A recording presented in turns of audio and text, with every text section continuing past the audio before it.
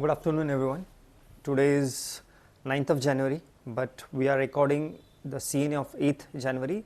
Reason being, there were some technical glitches that we have been experiencing, and those have been resolved, and henceforth all the video would be on time. So we are reshooting and re-uploading it. So pay attention. The important 5 articles that we are going to discuss today are these. I'll give you the brief introduction, brief background of these articles, and then we'll deal with each one of them in further details. Before we begin, let me remind you कि ये जो discussion है current affairs का वो strictly exam के perspective से है.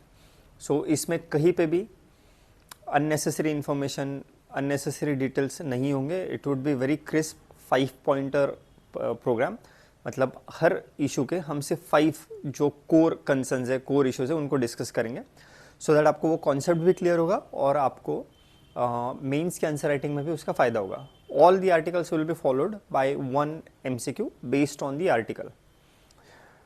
सो the 5 articles that we are going to discuss today are: first is ISRO, that is our space research organization, and the next big challenge. What kind of a turmoil it is going through, what kind of a problem it might face in the future, what are the strategic or structural changes required to deal with the possible, probable situations in the future. ये वो article discuss करता है. Second article जो है that indulges us into the proactive role played by the honorable judiciary, especially in the domain of environmental protection. तो वो कितना सही है, कितना गलत है, उसको क्रिटिकली एग्जामिन कर रहा है.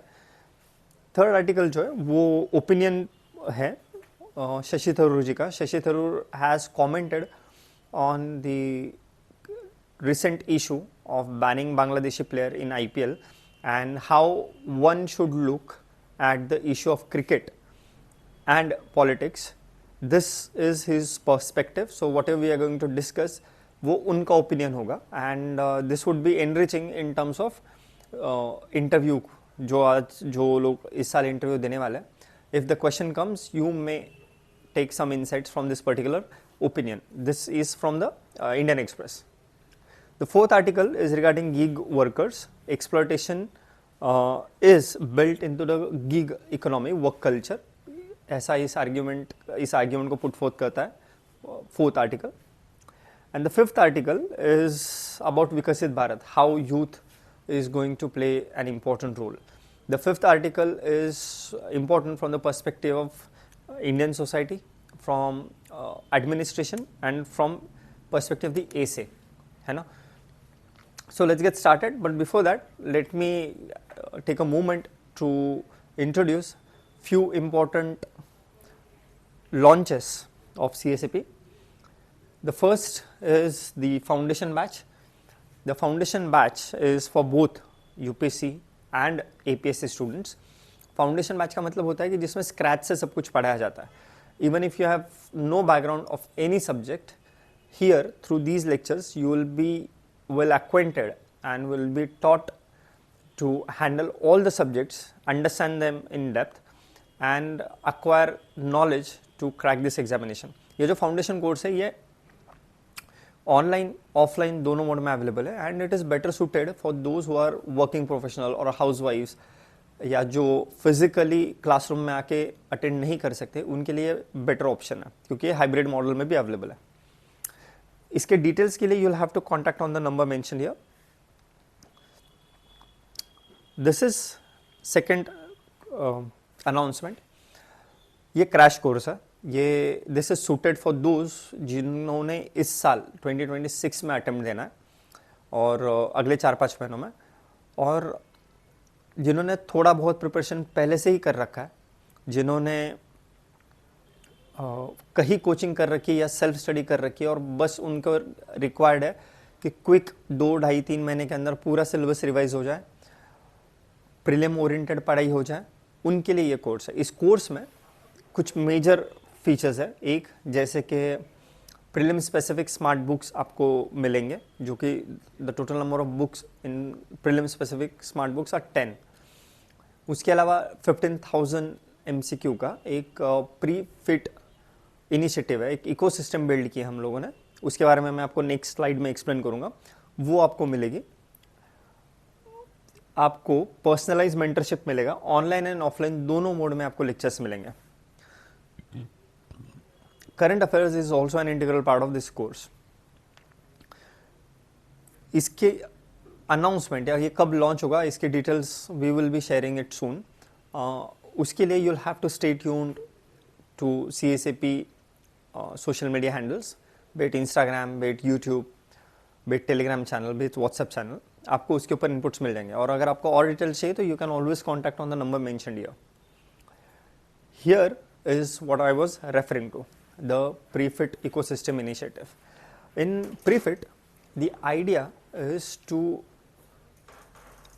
empower the student fraternity to be in a position where they can attempt almost all competitive examination, UPSC, state PCS or any other examination they are attempting. ये 15,000 MCQ का जो इनिशिएटिव है उसमें दो component है। एक है free course, free courses 3,000+ MCQs जो डेली बेसिस पर 25 क्वेश्चंस एवरी सिंगल डे, ऐसे प्रीलिम्स तक, मतलब लगभग 120 से ज़्यादा दिन तक हर रोज़ यूट्यूब लाइव पर डिस्कस किए जाएंगे। हर रोज़ एक सब्जेक्ट के 25 MCQs होंगे, उसमें ट्रिक्स डिस्कस करेंगे, एलिमिनेशन टेक्निक यूज़ करेंगे, कॉन्सेप्चुअल क्लैरिटी दी जाएगी। ये सारा फ्री कोर्स में होगा। जो पेड कोर्स है जो CSAP ऐप के ऊपर अवेलेबल है वो है टेस्ट सीरीज़ के फॉर्मेट में। तो देर आर 120 टेस्ट, 120 टेस्ट जो विच ट्रांसलेट इनटू 12,000 MCQs जो डिफरेंट सेक्शंस में डिवाइडेड है। टोटल 4 सेक्शन है। पहला सेक्शन 30 टेस्ट का है जो इजी है, then next 30 are moderate and then next 30 are difficult. ये इंक्रीमेंटल डिफिकल्टी लेवल का जो प्रोग्राम है ये साइंटिफिकली डिज़ाइन किया गया so that your cerebral capacity, cognitive capacity and decision making ability एक डिसाइडेड फ्रेमवर्क में इंप्रूव होती जाए। जो आखिरी 30 टेस्ट है, उन आखिरी 30 टेस्ट्स में आपको 10 फुल लेंथ टेस्ट मिलेंगे जो all sorts of difficulty level को कैटर करता है। 10th प्रीवियस ईयर जो टेस्ट है APSC के द्वारा कंडक्टेड, उनका सिमुलेटेड वर्जन मिलेगा। एंड जो थर्ड है दैट इज CSAT सेक्शन, वो 10 फुल लेंथ टेस्ट आपको मिलेंगे। ये सारा जो पैकेज है वो अवेलेबल है CSAP के ऑफिशियल ऐप पे। इसका जो प्राइस है that is 12,000, but new year का जो और जो बिहू फेस्टिवल है उसका जो ऑफर है, फेस्टिव ऑफर, दैट इज 7,999, ठीक है। और इसमें अगर आप कांटेक्ट करते हो इस नंबर पे तो you will get an extra discount of 1,000 rupees by taking promo code. All right, so let's get started. We'll start with the first article. One important thing that I forgot to mention कि ये जो प्रीफिट का test है ना, ये दोनों language में available है। ये असमीज में भी अवेलेबल है और ये इंग्लिश में भी अवेलेबल है। These are the QR codes by scanning which you will be able to get access to the pre-fit daily lectures PDF, the test series and the CNA, current affairs analysis, that we are going to discuss. All right, let's get started. The first article is regarding ISRO and next big challenge. All of you are aware कि ISRO जो है it's a premier institute of India which is renowned for its excellency in satellite development and satellite launching its history, which the birth of ISRO was to make India self-dependent or independent in terms of accessing the space for the benefit of the larger interest, for the benefit of the country. India has gone past that phase. India has progressed, the ISRO has progressed so much that there are countries worldwide which rely on India, which rely on ISRO to launch their commercial as well as government satellites. So this much ISRO has progressed. However, the article is raising cause of concern. Article is saying कि जिस momentum के साथ इसरो ने grow किया है उस momentum को आगे अगर कंटिन्यू रखना है एंड इस इम्प्रूवमेंट के ग्राफ को और ऊपर जाने देना है, तो there are certain things that one needs to be cognizant of. वो क्या चीज़ है उसको हम देखेंगे। हम सिर्फ एग्जाम के पर्सपेक्टिव से एनालाइज करेंगे, सिर्फ 5 कंसर्न्स को समझेंगे और वो 5 concerns will be able to use in answer writing as well as that will help us to comprehend the topic comprehensively. The first issue is rising complexities of mission. Rising complexities of mission. क्योंकि इसरो जो है वो एक institute है, एक institution है, वो simultaneously Gaganyaan के ऊपर काम कर रहा है जो कि स्पेस मिशन है ना, चंद्रयान के ऊपर काम कर रहा है जो कि मून मिशन है, फिर एनजीएलवीस के ऊपर डिफरेंट वेट कैटेगरी के लॉन्चिंग व्हीकल्स के ऊपर काम कर रहा है जो कि पीएसएलवी, जीएसएलवी, एलएमवी, अलग अलग वैरायटी ऑफ लॉन्चिंग व्हीकल के ऊपर काम कर रहा है। एंड देन साथ में ही मेंटेनेंस का भी काम कर रहा है कि अगर कोई सैटेलाइट है कि जो थोड़ा खराब है या फिर थोड़ा उसको रिपेयर करने की जरूरत है तो सैटेलाइट रिप्लेसमेंट को भी ऊपर भी काम कर रहा है। तो ये मल्टी डायमेंशनल वर्कलोड जो है स्पेशली प्रोडक्ट्स के ऊपर, that is generating strain specially on the timeline, cadence etcetera. ये क्रिटिकल इशू है। Second is there are institutional bottlenecks. Bottlenecks का मतलब होता है हिंड्रेंस, सिस्टमेटिक हिंड्रेंस को कहा जाता है बॉटलनेक्स। इंस्टीट्यूशनल बॉटलनेक्स क्या है? एक कि इसरो साइमल्टेनियसली डिजाइनर भी है, वो इंटीग्रेटर भी है, ऑपरेटर भी है एंड फॉलबैक रेगुलेटर भी है। ये सब स्केलेबिलिटी को लिमिट कर देता है। आप एक बार इमेजिन करिए कि एक ही इंसान इंटीरियर डिजाइनर भी है, एक ही इंसान जो है वो आर्किटेक्ट भी है जो आपके घर का डिजाइन करता है, वही इंसान आपका कंस्ट्रक्शन भी कर रहा है, वही इंसान उस कंस्ट्रक्शन में अगर कुछ गलती हुई तो उसके लिए पनिशमेंट देने के लिए भी उसी का इंस्टीट्यूशन है। मतलब एक ही इंसान सब कुछ कर रहा है, तो उसकी कैपेबिलिटीज के ऊपर कितना ज्यादा लिमिटेशन आएगा, कितना परफेक्शन होगा। और अभी के लिए ये शायद कर पा रहा है, लेकिन वो एक छोटा घर बना पाएगा, एक छोटी बिल्डिंग बना पाएगा, लेकिन अगर उसको पूरा शहर बसाना है, अगर उसको स्केलेबिलिटी चाहिए तो उसको डोमेन एक्सपर्टी डेवलप करनी होगी, राइट। सो यही इसका इनका आर्ग्यूमेंट है कि इंस्टीट्यूशनल बॉटलनेक्स ये है कि इसरो साइमल्टेनियसली डिजाइनर भी है, इंटीग्रेटर भी है, ऑपरेटर भी है और फॉलबैक रेगुलेटर भी है। और इसकी वजह से क्या होता है, स्केलेबिलिटी मतलब कितना बढ़ सकता है इसरो का काम का एरिया, उसके ऊपर लिमिटेशंस ला देता है। थर्ड वो है गवर्नेंस गैप। गवर्नेंस गैप क्यों है? क्योंकि इंडिया इज अ कंट्री जहां पे इसरो इतना ज्यादा प्रोग्रेस कर रहा है, लेकिन इंडिया में कोई भी नेशनल स्पेस लॉ नहीं है। There is no law that exist in India which caters to the domain of space, है ना। तो ऐसे सिचुएशन में जो रोल है अमॉन्ग्स्ट इसरो, इन स्पेस या NSIL, specially regarding authorisation, liability and insurance of a project, वो लाइन ब्लर हो जाती है क्योंकि there is no legislative backing to decide कि ये इनका काम है, ये उनका काम है, ये इनका काम है, कौन किस में नहीं कर सकता, चेक्स एंड बैलेंसेस कैसे होंगे। फॉर ऑल दैट ये governance gap is a very limiting factor. The fourth is the constraints on the basis of industrial system. There are constraint in industrial system. For example, जो production की depth है वो limited है, testing infrastructure limited है, and जो advance manufacturing capacity है वो limited है। उससे होता क्या है कि उससे कंपेटिटिवनेस में रेस्ट्रिक्शंस आ जाता है। हमारे पास सबसे बड़ा स्ट्रेंथ है हमारा प्राइसिंग, कि हम बहुत सस्ते में वो सब डिलीवर कर देते हैं स्पेस में, जो बाहर के देशों में बहुत ज़्यादा महंगा पड़ता है। अगर मुझे एक सिंपल एग्जांपल देना है तो अगर आप कोई 500 kg का सैटेलाइट अगर यूनाइटेड किंगडम से लॉन्च करते हो तो उसका अप्रॉक्सीमेट प्राइसिंग आता है लगभग 450 करोड़ के आसपास। वही इंडिया में वही सैटेलाइट 5 करोड़ में लॉन्च हो जाता है। इतना बड़ा हमारे पास एडवांटेज है प्राइसिंग का। लेकिन ये प्राइसिंग का एडवांटेज तब तक है जब तक दोनों की कैपेबिलिटीज सेम है। अगर टेक्निकलिटीज में capabilities in terms of the advance technology अगर कोई और आगे बढ़ जाता है तो सेफ्टी कंसर्न की वजह से people end up paying more just to be on a safer side. उस कंटेक्स्ट में अगर ये testing infrastructure, limited production depth या मैन्युफैक्चरिंग कैपेसिटी जो है उसको अगर जैसी है वैसे ही लिमिटेड रही तो we would be losing in competitiveness. The last core concern is financial and investment challenges.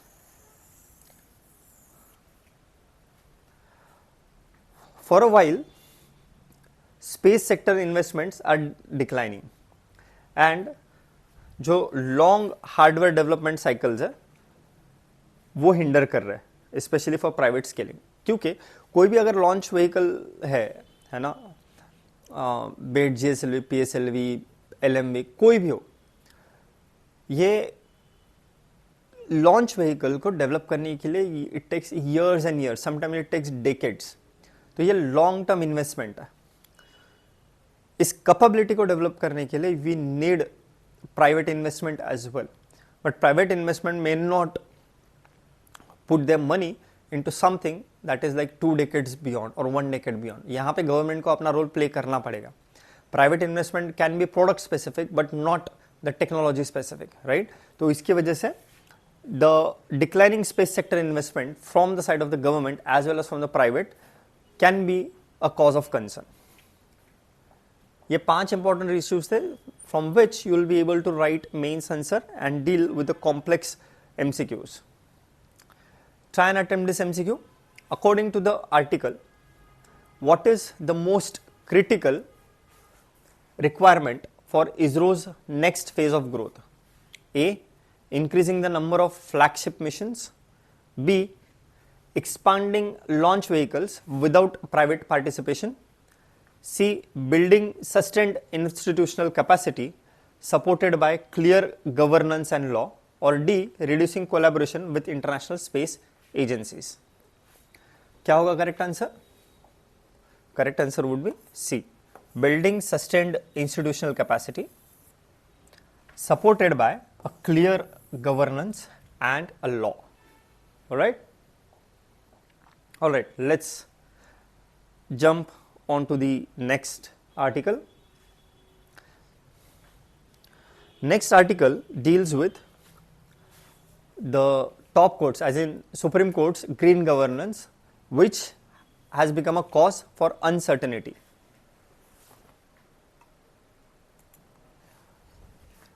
The author or the editorial argues, मतलब ये हुआ क्या है ना कि पिछले कुछ टाइम से सुप्रीम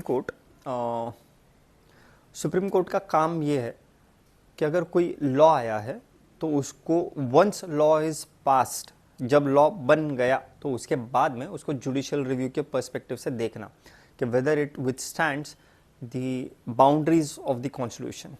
ये उनका काम है।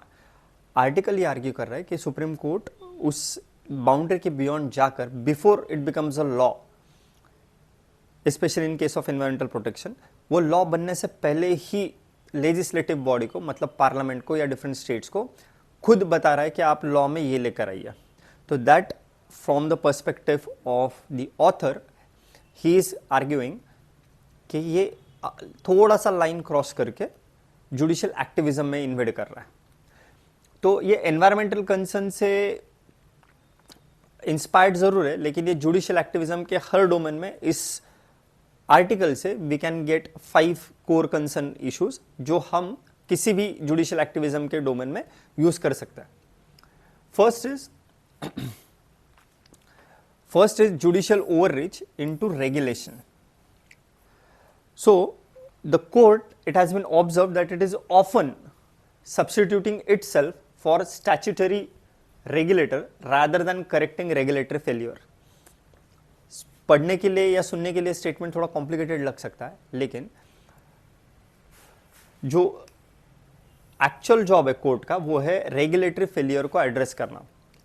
लेकिन वो कर क्या रहा है, वो आ गया है स्टैट्यूटरी रेगुलेटर बनने में। मतलब वो ही डिसाइड कर रहा है कि कायदे में क्या आना चाहिए, ये वही डिसाइड कर रहा है कि स्टैट्यूट में, लॉ में क्या होना चाहिए, ये कोर्ट डिसाइड कर रहा है। हालांकि कोर्ट का काम यह है कि जो लॉ बनकर आ गया है क्या वो कॉन्स्टिट्यूशन के दायरे में है या नहीं, बस इतना चेक करना। उस लॉ में क्या होना चाहिए ये नहीं बताना। लॉ में क्या नहीं चाहिए वो बता सकते हो, लेकिन क्या चाहिए ये नहीं बता सकते। ये फर्स्ट आर्ग्यूमेंट है ऑथर का कि judicial overreach into regulation. Second is continuing mandamus problem, meaning it has led to repeated interim directions and modifications and that creates policy instability and uncertainty। meaning जब पॉलिसी बन रही है, जब वो implement हो रही है, उसको बार बार इनपुट्स देते रहना, ये चेंज करो वो चेंज करो, बार बार वो आकर बताते रहना कि ये कोर्स करेक्ट करो, ये कोर्स करेक्ट करो। These kind of things create uncertainty, it kind of creates chaos, क्योंकि सुप्रीम कोर्ट का जब ऑर्डर आ जाता है तो people have to listen to it, और उस चक्कर में प्रीवियस रूल्स एंड रेगुलेशन के बेसिस पे जो काम लेकर आगे गए वो फंस जाता है। Third is shifting standards. Standard जो है वो शिफ्ट कर रहा है, मीनिंग जब एनवायरमेंटल प्रोटेक्शन की आइडिया जब बहुत ज्यादा ब्रॉड है, if there exist a broad environmental protections, वो सारे जितने ज्यादा ब्रॉड होंगे, जितने ज्यादा ओवर इनकम्पासिंग हुए, उतने वो डाइल्यूट कर दिए जाएंगे, बाद में डाइल्यूट होते जाएंगे due to feasibility and enforcement concerns. एक स्टेटमेंट दे दिया, एक ओवरआर्चिंग स्टेटमेंट दे दिया, वो हर जगह पे अलग अलग तरीके से लागू किया जाएगा। जो इंप्लीमेंटिंग अथॉरिटी है, जो फॉरेस्ट डिपार्टमेंट है या जो लोकल एडमिनिस्ट्रेशन है, वो अपने हिसाब से उसको डाइल्यूट करके यूज करेगा। तो ये जो आइडिया है कि स्टैंडर्ड को शिफ्ट करना, कि लाइक सब कुछ एक ही जगह पर बताने की कोशिश करना, that is diluting the feasibility and enforcement concerns. Fourth concern is impact on public challenge, meaning early judicial approvals actually end up discouraging later contestation and weaken the meaningful judicial review। अगर वो पहले ही law बनने से पहले ही अपने inputs दे रहे, वो guide कर रहे हैं, तो इट मीन्स कि जब लॉ बनकर आएगा तो उनका जुडिशियल रिव्यू का जो रोल है वो उतना इंपॉर्टेंट नहीं रहेगा, उनकी जुडिशियल स्क्रूटनी इतनी वैल्यूएबल नहीं रहेगी, क्योंकि उनको इनपुट्स दिए ही जुडिशियरी ने थे। And it's in a way a dilution of constitutional responsibility. The fifth concern is जो डायलेमा है among expertise, meaning over reliance on expert committees followed by the reversals by the court, it undermines the predictability and credibility। कोई committee बैठती है, for example Madhav Gadgil committee बैठी थी western Ghats के ऊपर, उन्होंने बहुत रिसर्च करके वेस्टर्न घाट्स के ऊपर रिपोर्ट दिया। उस रिपोर्ट को उनके जो इनसाइट्स है, जो उनके सजेशंस थे, उसके वजह से एक प्रेडिक्टेबिलिटी, क्रेडिबिलिटी आई थी, लेकिन उसको रिवर्स कर दिया। ऐसे बहुत सारे एक्सपर्ट कमिटीज के साथ होता है, they give their inputs and those are reversed by the Supreme Court. तो उसके वजह से द एलिमेंट ऑफ प्रेडिक्टेबिलिटी और credibility in terms of the inputs from the expert committee वो रिड्यूस हो जाता है, and that has huge consequences for the policy making. You can pause the video and try and attempt this MCQ. According to the article, what is the primary risk of the Supreme Court issuing regulatory style environmental directions? A. Weakening of environmental standards permanently. B. Reducing the role of expert committees. C. Creating uncertainty by frequent judicial modification of rules. And D. Eliminating judicial review of environmental decisions. Please pause the video and attempt this MCQ.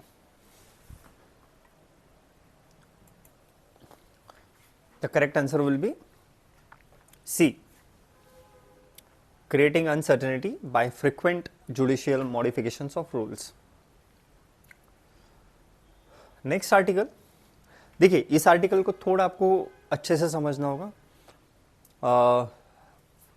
Two reasons, specially for those जो अब mains clear कर गए और interview देने वाला है, उनके लिए इंडिया बांग्लादेश इशू बहुत क्रिटिकल है, स्पेशली एपीएससी में।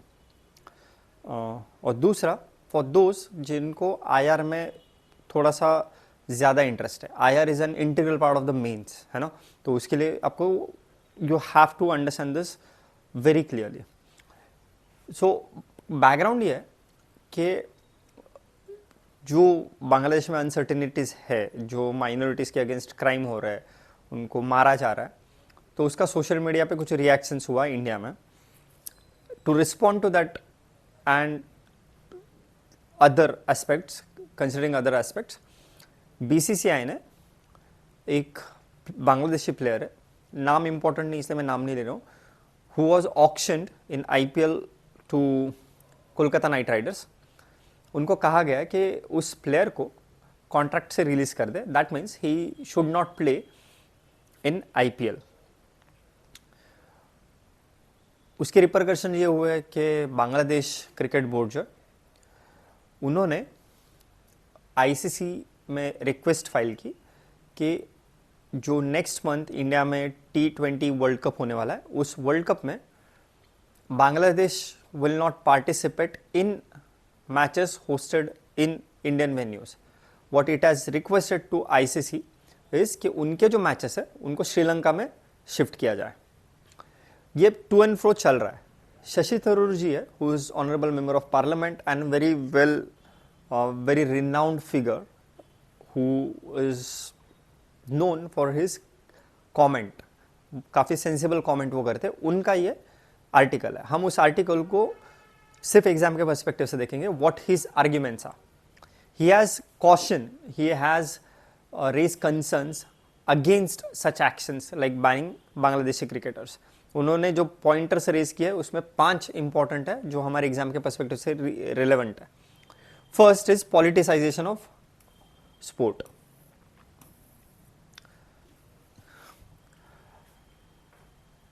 He is saying कि टारगेटिंग इंडिविजुअल एथलीट्स, एक इंडिविजुअल किसी भी स्पेसिफिक प्लेयर को टारगेट करना, इंडिविजुअल एथलीट्स को, for geopolitical tensions, it actually undermines the sporting meritocracy. Sports तो मेरिट पे चलता है ना, रिलीजन, कास्ट, क्रीड इसके ऊपर चलता नहीं. जो मेरिट पर है उसका चलता है, उसके अलाइनमेंट क्या है उसके ऊपर चलता नहीं. तो you are actually undermining the meritocracy.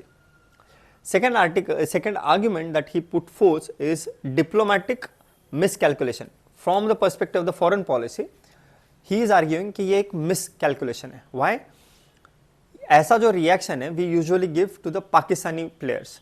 अगर टेररिस्ट अटैक हुआ तो पाकिस्तानी सिंगर्स को बैन कर दिया, पाकिस्तानी क्रिकेट टीम को बैन कर दिया. लेकिन if something is happening within Bangladesh, जो पाकिस्तान के बैन करते तो कुछ ना कुछ एक्शन इंडिया में हुई होती है. लेकिन if something is happening within Bangladesh और उसमें भी हम वही रिएक्शन दे रहे हैं, तो that means we are equating Bangladesh with Pakistan, and that will undermine the historical context that India has with Bangladesh. Bangladesh के लिबरेशन में इंडिया का मेजर रोल रहा है. बांग्लादेश के लीडरशिप को इंडिया में असाइलम मिला है. कैन यू इमेजिन कि India giving asylum to Pakistani leader? तो by doing this we are actually equating Bangladesh with Pakistan, and that's a huge miscalculation on the side of diplomacy. Third is collective punishment. Collective punishment क्यों है? By excluding players, मतलब cricket खेलने से किसी player को अगर exclude करते हो based on nationality, it risk punishing innocents for the actions of non-state or extremist actor. ये तो नहीं गया था ना मारने के लिए, ऐसा शशि थरूर जी का आर्ग्यूमेंट है. अगर आप किसी एक प्लेयर को टारगेट करोगे तो इट विल इम्प्लाई कि जो नॉन स्टेट एक्टर्स है उस देश के, जो एक्सट्रीमिस्ट एलिमेंट है उस देश के, उनको और प्लेयर को, एक इंडिविजुअल को आप इक्वेट करो, उन दोनों को सेम समझ रहे हो. Fourth argument that he has put fourth is erosion of soft power. Hard power और सॉफ्ट पावर, ये दो डिप्लोमेटिक टूल्स होता है to cater to your national interest. तो जो सॉफ्ट पावर है उसका इंपॉर्टेंट टूल होता है sports. So this sports have traditionally served as a channel of engagement and of confidence building, but not of coercion. By doing this, the soft power of the sports is getting eroded. Last is domestic populism versus strategic interest. Domestic population ने जो social media के ऊपर हल्ला मचाया, उसको आप इतना ज़्यादा वैल्यू दे रहे हो कि आपके जो स्ट्रैटेजिक इंटरेस्ट है वो हैम्पर हो जाएंगे। क्योंकि जो सोशल मीडिया आज जो हुआ 2 दिन के बाद भूल जाएगा, लेकिन जो स्ट्रैटेजिक इंटरेस्ट है वो लॉन्ग टर्म कॉन्सिक्वेंसेस देंगे। If you are letting the cost be the long term strategic interest or long term diplomatic credibility, so then that's something to think about. Please pause the video and try and attempt this MCQ. Why does the article argue that excluding Bangladeshi cricketers from the IPL could be counterproductive for India? A, it weakens India's cricketing competitiveness. B, it contradicts international cricket regulation. C, it undermines soft power and ignores the diplomatic nuance. And D, it directly violates constitutional provision. Please pause the video and attempt this.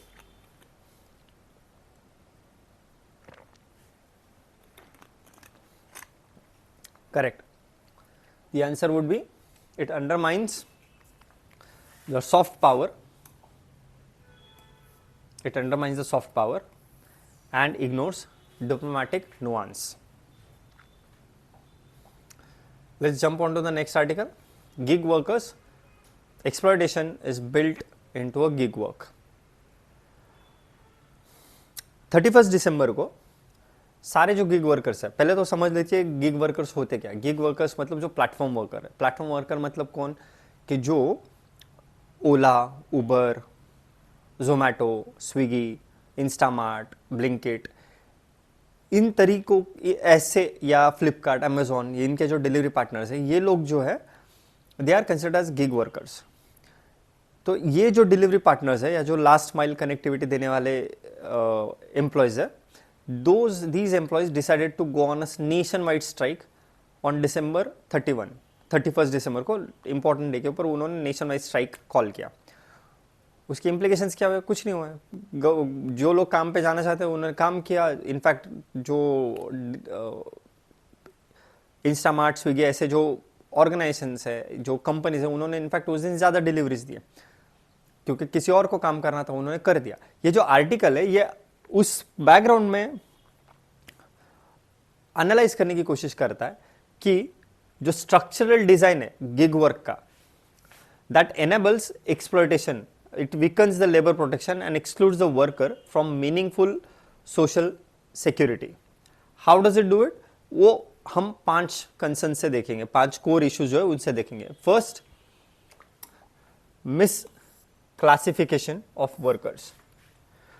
जो ओला, उबर या Blinkit ऐसे जगह पर काम करते हैं, they are not considered as employee. They are named, they are tagged as self-employed और partners. ऐसा उनको टैगिंग किया जाता है, मतलब उनको एम्प्लॉय कहते ही नहीं है, either they are self employed और partners. And in reality they are de facto employees. सिर्फ लीगली वो सेल्फ एम्प्लॉय है या पार्टनर्स है नॉमेनक्लेचर के, लेकिन काम तो उनका ही कर रहे हैं। Second is opacity in contracts. जो कॉन्ट्रैक्ट वो साइन करते हैं वो ओपेक है, उसमें एसिमेट्री ऑफ नॉलेज है। मतलब those who are signing the contracts, मतलब ये जो गिग वर्कर्स है वो, and those who are framing the contracts, वो सिमेट्रिकल नहीं है। एक के पास बहुत ज्यादा नॉलेज एंड नुआंस्ड है उसके बारे में, और एक के पास सिर्फ मजबूरी है जिसकी वजह से उसको साइन करना पड़ रहा है। वो एसिमेट्री की वजह से जो कॉन्ट्रैक्ट्स है वो ट्रांसपेरेंट नहीं है। Those are opaque contracts. These are complex non-transparent contracts and algorithmic management of those contracts. It actually denies the worker informed consent and the bargaining power. Third critical element is the control of algorithms. जो उनको पैसे मिलेंगे, wages, incentives मिलेंगे, penalties जो कटेगी या जो डीएक्टिवेशंस होंगे, all are governed by the opaque algorithms with no accountability. Meaning अगर शाम के वक्त में बहुत ज़्यादा रश है, बहुत ज़्यादा ऑर्डर्स है, तो डिलीवरी चार्जेस बढ़ जाते हैं, लेकिन वो डिलीवरी चार्जेस में से मैक्सिमम शेयर जो कंपनी है वो रख लेती है, बहुत कम है जो ट्रांसफ़र होके जाता है वर्कर्स के पास में। तो आपसे ज़्यादा कट हो रहा है लेकिन वर्कर्स तक नहीं पहुंच रहा है, तो वर्कर्स तक कितना पहुंचेगा ये डिसाइड करता है एल्गोरिदम। वहां पे बैठा कोई इंसान नहीं डिसाइड करता, मालिक नहीं डिसाइड करता, एक प्रोग्राम है वो डिसाइड कर लेता है। तो अकाउंटेबिलिटी किसके ऊपर है? मालिक तो हाथ खड़ा कर देगा कि मैंने तो डिसाइड ही नहीं किया है, तो एल्गोरिदम डिसाइड कर रहा है। तो आप किसकी कॉलर पकड़ोगे कि आपने इतना ज़्यादा पैसा लूटा लेकिन हमको नहीं दिया? तो ये जो ओपेक एल्गोरिथमिक डिसीजन मेकिंग है, that has larger control on the life cycle or in terms of economic cycle of the workers. Fourth critical element here is absence of labor rights. इनके पास कोई rights ही नहीं है। Absence of labor rights. जो code on wages है, the code on wages, यहां से ये लोग एब्सेंट है। Exclusion from the code on wages leaves worker without minimum wage protection, work hour limits, leave or accident cover. Most importantly, risk transfer, meaning जो कोई भी economic risk है, जो भी हेल्थ रिस्क है, जो भी एक्सीडेंट रिलेटेड रिस्क है, all these risks are transferred to the gig worker, not to the company। जो सेल्फ एम्प्लॉयड है, जो पार्टनर अकाउंट कहा जाता है, उसके ऊपर ट्रांसफर की जाती है। These are borne by the gig workers। ये बहुत मेजर फैक्टर है। मतलब प्रॉफिट प्राइवेटाइजेशन है, जो भी प्रॉफिट होगा वो कंपनी लेगी, लेकिन जो रिस्क है वो सोशलाइज्ड है। मतलब जो वर्कर्स है उनके ऊपर रिस्क शेयर की गई है। Alright, please pause the video and attempt this MCQ. Why does the article argue that exploitation is built into gig work? A, because gig work is temporary by nature. B, because workers voluntarily choose flexible employment. C, because algorithmic control and misclassification deny labor rights and shift risks to workers. Or D, because gig work is limited to urban areas. Please pause the video and answer it. The correct answer would be C. ठीक है, details जो है इसके आपको PDF में मिल जाएंगे, explanation. You can revise these from the PDF made available in application CSAP के official app पर। ऑलराइट, अब जो वन स्टॉप सोल्यूशन है स्मार्ट बुक्स का, total 17 books are there, 10 are for prelims and 7 are for mains, are now available। CSAP smart books are now available in ASME's script, है ना? तो you can access these by contacting on the number mentioned here। और ये जो books है ये in a way one stop solution है, specially for those who are preparing in ASME's। You can contact on the number below and get access to these books। Thank you so much for joining in। wish all of you a very happy festive season। सारे CSAP की तरफ से आपको happy भी हो। Have a good time, have a healthy time with family। Goodbye।